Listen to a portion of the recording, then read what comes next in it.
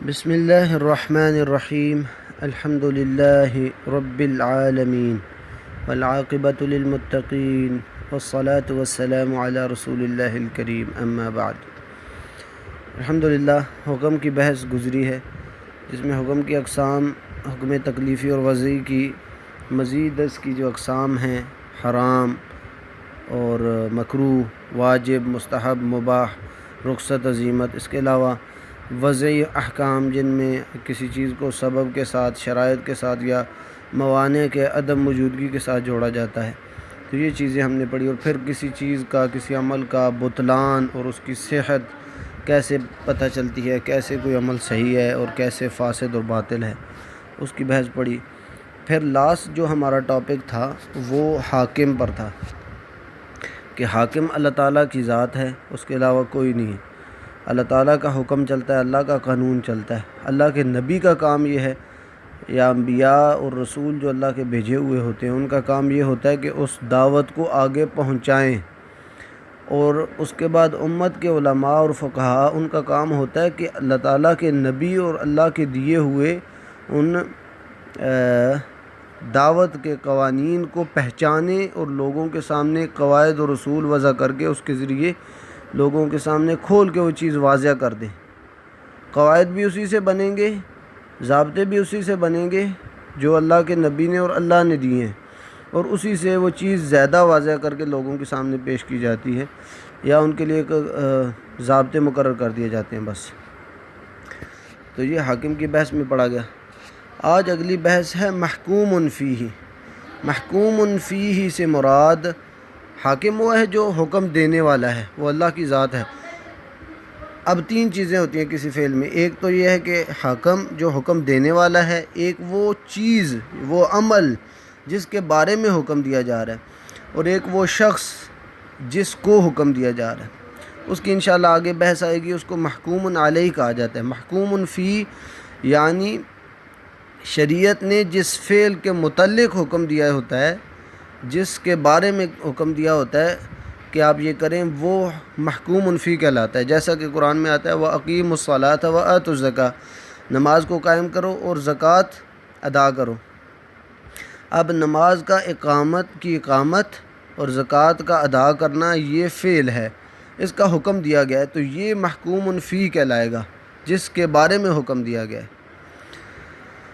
اب اس میں دو چیزیں آگے۔ اگر تو حکم جو شریعت نے دیا ہے وہ حکم تکلیفی ہے، جس فعل کے بارے میں حکم دیا جا رہا ہے وہ حکم تکلیفی ہے، یعنی یا وہ وجوب پہ دلالت کر رہا ہے، یا اس میں مستحب چیز ہے، حرام یا مباح، اس طرح کی کوئی چیزیں ہیں، تو وہ مکلف کا یعنی وہ بندے کا فعل ہوگا، کیونکہ ہم نے پڑھا ہے کہ بندے کے فعل کے متعلق جو چیزیں ہوتی ہیں اس کو اللہ تعالیٰ اس کے بارے میں حکم دیتے ہیں کہ یا وہ حرام ہے یا حلال ہے، یا اس کے بارے میں جو باقی احکام تکلیفی ہوتے ہیں۔ اور اگر وہ حکم وضعی کی صورت میں ہے تو یا تو بندے کا فعل ہوگا، یعنی جس فعل کے بارے میں حکم دیا جا رہا ہے، اگر وہ حکم وضعی ہے، حکم جو دیا جا رہا ہے جس فعل کے بارے میں حکم وضعی، یعنی اس کو کسی سبب کے ساتھ جوڑ دیا ہے بندے کے فعل کو، یا اس کو کسی شرائط کے ساتھ یا عدم موانع کے ساتھ جوڑ دیا ہے، تو یا تو بندے کا فعل ہوگا، جیسے مثلا بندہ کوئی معاہدہ کرتا ہے تو اللہ تعالیٰ نے کیا کیا ہے کہ اس کو کسی اسباب کے ساتھ جوڑ دیا کہ اگر یہ اسباب پائے گئے تو یہ چیز صحیح ہے۔ اور اسی طرح جرائم کو آپ دیکھ لیں کہ جرائم بھی بندے کا اپنا فعل ہوتے ہیں، اگر وہ جرم پایا گیا تو وہ سبب پیدا ہو گیا نا، اس کے ذریعے پھر اس کی سزا بھی ہوگی۔ تو اگر حکم وضعی کی صورت میں ہے جس فعل کے بارے میں حکم دیا جا رہا ہے، تو یا بعض اوقات وہ بندے کا فعل ہوتا ہے اور بعض اوقات وہ بندے کا فعل تو نہیں ہوتا لیکن بندے کے فعل کے متعلق ہوتا ہے۔ مثلا جیسا کہ اللہ تعالیٰ نے رمضان کے مہینے کا داخل ہونا ایک سبب بتا دیا کہ بندے کے اوپر روزے فرض ہو جاتے ہیں۔ اب یہ بندے کا فعل تو نہیں ہے کہ اس کے لیے رمضان کے روزے فرض ہو گئے، رمضان کا مہینہ داخل ہونا رمضان کے مہینے کا داخل ہونا بندے کے فعل سے فعل نہیں ہے، یہ بندے کا فعل نہیں ہے لیکن بندے کے فعل کے متعلق ہے، یعنی جب بھی رمضان کا مہینہ داخل ہوگا انسانوں پر، بندوں پر، مسلمانوں پر روزے فرض ہو جائیں گے۔ تو اس میں دو چیزیں آ گئی، اگر وہ حکم تکلیفی ہے تو بندے کا فعل ہی ہوگا، اور اگر حکم وضعی ہے یعنی تو کبھی وہ بندے کا فعل ہوگا اور کبھی بندے کا فعل نہیں ہوگا۔ اب علماء اصول جنہوں نے اصول فقہ کو ان کے قواعد اور ضابطوں کو مقرر کیا ہے، وہ کہتے ہیں کہ ان افعال جن کے بارے میں اللہ تعالیٰ کا حکم ہوتا ہے ان کا اگر تعلق بندے کی تکلیف سے ہے، یعنی بندے کو اس کا مکلف بنایا گیا ہے، تو اس کی صحت کے لیے یا اس کے لیے دو چیزیں ضروری ہیں۔ اول تو وہ بحث کرتے ہیں تکلیف کی شرائط کی، یعنی تکلیف کی صحت کی شرائط کے لیے، یعنی کوئی بندہ مکلف بن رہا ہے تو اس کی کیا شرائط پائی جائیں گی اس میں، تو تب وہ مکلف ہوگا اور وہ اس سے مواخذہ کیا جائے گا۔ یعنی کون سی ایسی شروط پائی جائیں کسی حکم میں جس کے تحت وہ حکم بندے کے لیے صحیح ہو اور بندہ اس کا مکلف بن جائے۔ اور دوسرا یہ کہ بندے کی نسبت سے یا اللہ تعالیٰ کی نسبت سے اس کی کیا تقاسیم ہے، یہ انشاءاللہ اس کی بحث آ رہی ہے آگے۔ محکوم فی کی شرائط،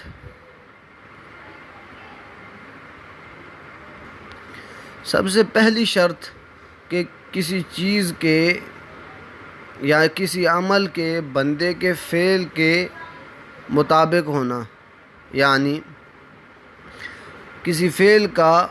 اللہ تعالیٰ جب مواخذہ کرتا ہے تو اس کے لیے کچھ شروط بھی تو ہیں کہ بندے کے فعل میں یہ چیز پائی گئی تو تب وہ مکلف بنے گا اور اس سے سوال کیا جائے گا، تو اس کی کچھ شرائط ہے۔ سب سے پہلے یہ کہ مکلف کو یعنی بندے کو اس فعل کا پورا علم ہونا ضروری ہے،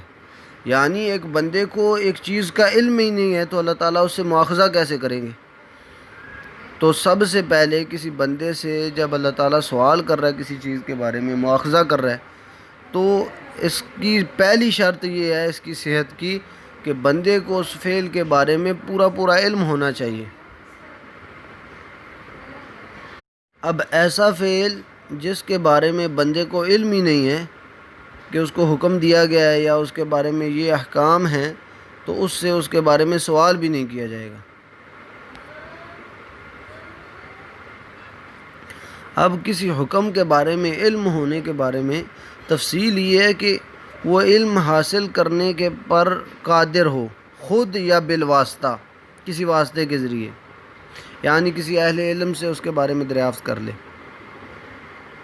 اور آگے یہ کہ اگر وہ دارالاسلام میں ہے، یعنی ایسا ملک جو کہ اسلامی طور پہ اس میں معاملات ہیں، مطلب پوری طور پر نہیں لیکن ادھر اسلام نافذ ہے، ادھر اسلامی معاملات چلتے ہیں، تو اس علاقے میں اگر کوئی بندہ رہ رہا ہے جس میں اسلامی تعلیمات عام ہیں، اس علاقے میں رہ کے کوئی بندہ یہ نہیں کہہ سکتا کہ مجھے اس حکم کے بارے میں نہیں پتہ، اس لیے کہ اس علاقے میں اگر اسلام کی تعلیمات چل رہی ہیں تو احکام جاری ہوتے ہیں اور ایک رواج ہوتا ہے، یہ چیز مطلب اسلامی تعلیمات رواج کے طور پہ ادھر پائی جاتی ہے، تو کوئی بندہ اسلامی ملک میں رہ کے یہ نہیں کہہ سکتا کہ مجھے اس چیز کا علم نہیں تھا۔ فار ایگزامپل کوئی بندہ کہے کہ مجھے نماز کا علم ہی نہیں ہے کہ مجھے فرض ہے، حالانکہ وہ دارالاسلام میں رہ رہا ہے، الا یہ کہ اگر وہ دارالحرب میں ہے، کسی ایسے علاقے میں ہے کہ جہاں اسلام کا بالکل دورہ نہیں ہے، اس کو صرف اسلام کا نام پتہ ہے، اس نے اسلام قبول کر لیا، تو جب تک اس کو نماز کے بارے میں نہیں پتہ اس سے مواخذہ نہیں کیا جائے گا۔ تو بندے سے مواخذے کی جو صحت کی شرط رکھی گئی ہے، سب سے پہلی یہ تھی کہ بندے کو اس کا پورا علم ہونا چاہیے، بغیر علم سے اس سے مواخذہ نہیں ہوگا۔ دوسری شرط یہ ہے کہ جس فعل کا حکم دیا جا رہا ہے وہ مکلف کی قدرت میں ہو، یعنی بندہ اس کو کرنے یا چھوڑنے کا اختیار رکھتا ہو کہ وہ اس کو کرے یا چھوڑ دے، کیونکہ ایسے فعل کا حکم دینا بیکار ثابت ہوگا جس کا ایک بندہ قدرت اور استطاعت ہی نہیں رکھتا، تو شریعت نے تو کوئی ایسے عبث فعل سے وہ منزہ ہے۔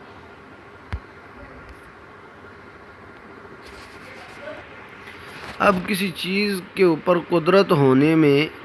دو چیزیں شامل ہیں، ایک یہ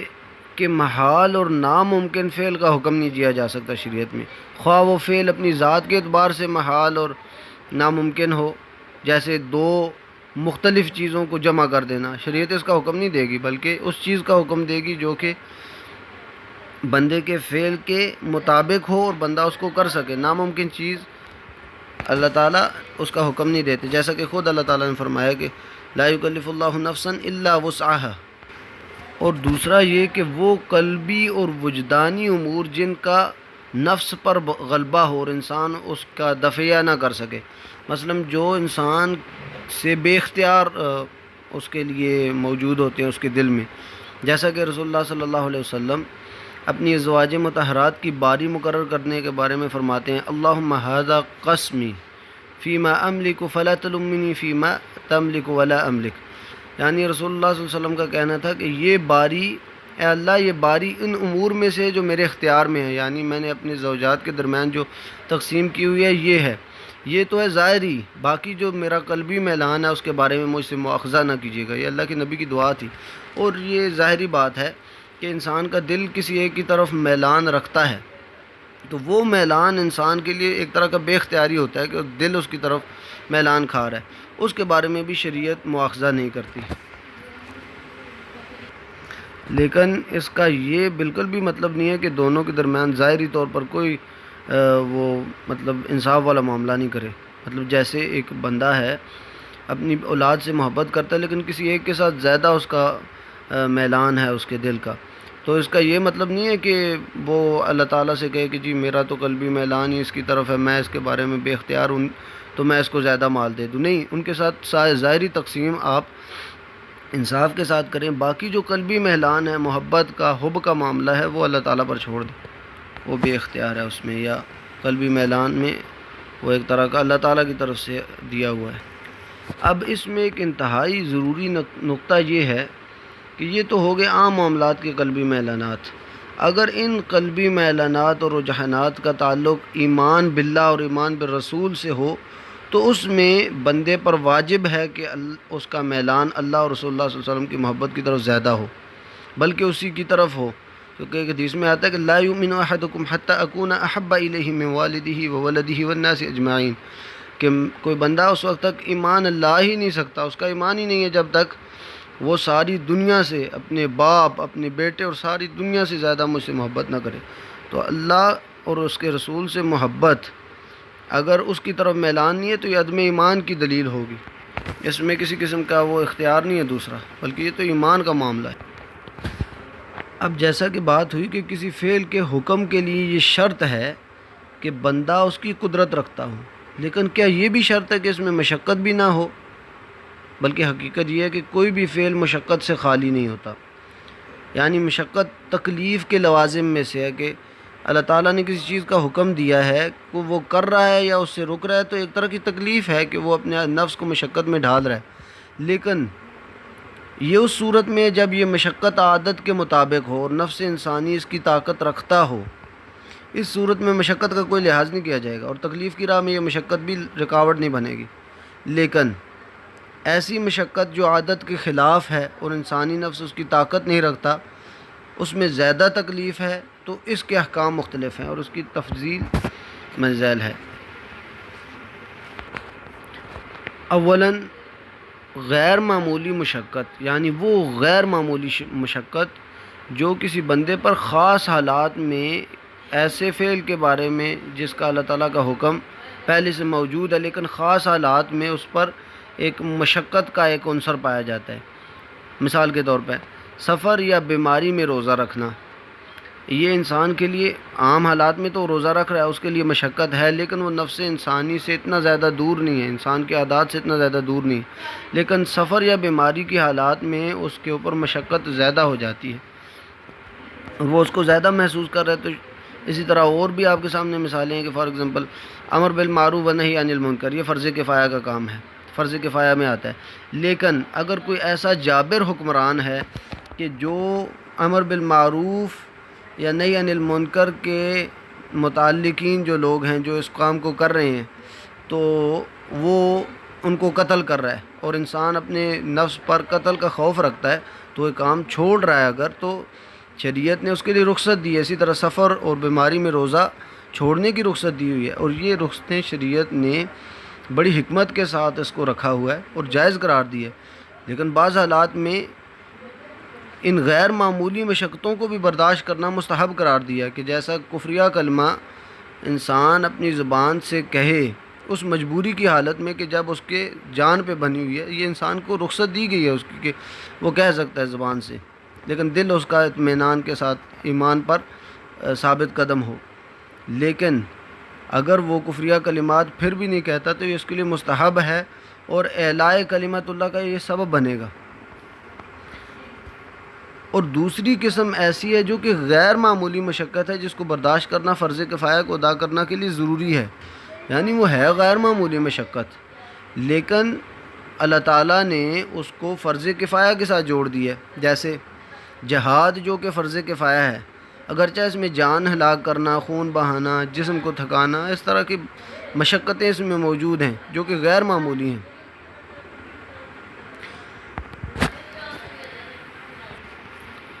اب یہ چیزیں انسان کے لیے خاص حالات میں اس کو اللہ تعالیٰ نے فرض کیا، اور وہ بھی فرض کفایہ کے طور پر کہ ایک جماعت مسلمانوں کی اگر اس عمل کو کر رہی ہے تو سب سے اس فریضے کو اللہ تعالیٰ ہٹا دیتے ہیں۔ یہ تو ہوگی دوسری ایسی قسم جو کہ فرض کفایہ کے متعلق ہے، مشقت ہے اس میں، زیادہ مشقت ہے لیکن وہ فرض کفایہ میں سے۔ تیسری قسم ایسی غیر معمولی مشقت ہے کے متعلق ہے جو نفس فعل سے حاصل نہیں ہوتی، یعنی تیسری قسم اس میں ایسی غیر معمولی مشقت جو انسان خود اپنے اوپر ڈھال لیتا ہے اور شریعت نے اس کا کوئی حکم نہیں دیا ہوتا، ایسے قسم کے افعال ناجائز ہیں۔ یعنی جیسا کہ حدیث میں پایا گیا کہ ایک دن رسول اللہ صلی اللہ علیہ وسلم نے ایک شخص کو دھوپ میں کھڑا ہوا دیکھا تو اس کے بارے میں دریافت کیا۔ لوگوں نے بتایا کہ اللہ کے نبی صلی اللہ علیہ وسلم اس نے نظر مانی کہ وہ دھوپ میں کھڑا رہے گا، نہ بیٹھے گا، نہ سائے میں جائے گا، نہ بات کرے گا، نہ مطلب ہمیشہ کا وہ روزہ رکھے گا۔ اس طرح کی اس نے اپنے اوپر تکلیف ڈال دی۔ تو اللہ تعالیٰ کے نبی نے